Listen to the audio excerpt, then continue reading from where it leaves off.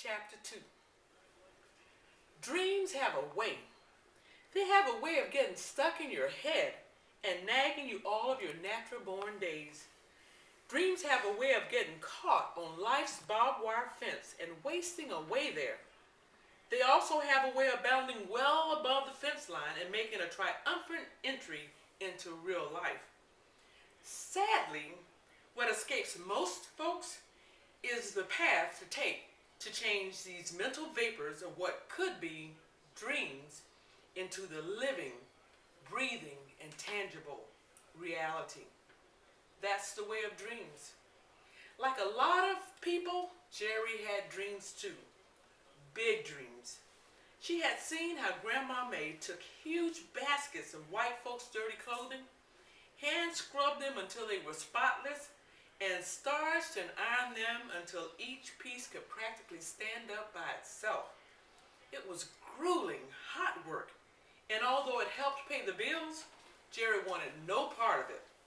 No, she would be a businesswoman, an unlikely feat for a southern black woman in those days. But until she could figure out the way to get her big dreams from being only imaginings, Jerry figured the best thing to do was to keep right on dreaming. Maybe it was the extreme heat of the day, or maybe it was the wistful mood she found herself in. But that afternoon, Jerry sat on the porch, closed her dark eyes, and was fully caught up in her ambitions. The sun soon shifted and slightly intensified the already sultry afternoon. Even as she dreamed her big dreams, Jerry had noticed a shiny black tail-fin Cadillac that cruised down Laurel Street at least twice before it pulled over in her front yard. Baby girl. Who you calling a baby? I'll have you know I'm a full-grown woman with a soldier husband, so please address me properly. I'm so sorry. Don't mean no harm. And who do you think you is sneaking up to my house like this? I ain't scared to hurt you. Whoa. Whoa, it's not like that. Not like that at all. You're trying to locate some property on the street. You're the only one outside on a day like this. By the way, my name is Benjamin Cash. Call me Ben. Most folks do.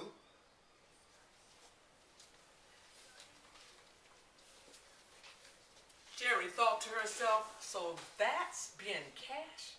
He's a short fella. Can't be no taller than 5'5". This was quite the revelation to Jerry. From everything she'd heard about Ben Cash, Jerry assumed his stature was commensurate with his reputation. Rumored to have big money, Ben was a well-known man in the community.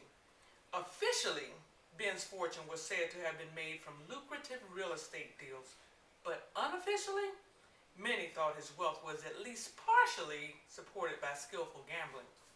Who knows? Maybe both accounts of his wealth were one and the same. He skillfully gambled on real estate deals and made tons of money doing it.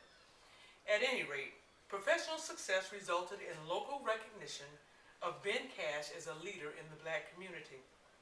It was also whispered that at 30 years of age, Ben was one of the town's most eligible bachelors of color. As recent as the night before, at Essie's beauty shop, Jerry overheard a couple of women fantasizing about Ben Cash. Because he wasn't known to cat around town, he was considered to be hard to get, kind of like the brass ring on the carousel. If you could snag him, you were quite lucky. Maybe his success had more to do with him spending more time chasing ventures and less time chasing women. The chit-chat about Ben Cash went on for quite a while before Essie put in her 2 cents worth. Ben Cash, huh? I don't particularly care for the dark chocolate type, but George, Abe, Ben Franklin, and who the man on the $50 bill? Whatever his name is, him. Any man who got a lot of them boys for partners can call on me any day of the week, if you get my drift, joked Essie. Standing in front of the hazy full-length shop mirror, a woman who patted delicately at her freshly pressed jet black mane suddenly stopped, spun on her heels, and commented, somewhat put out, "Money ain't everything."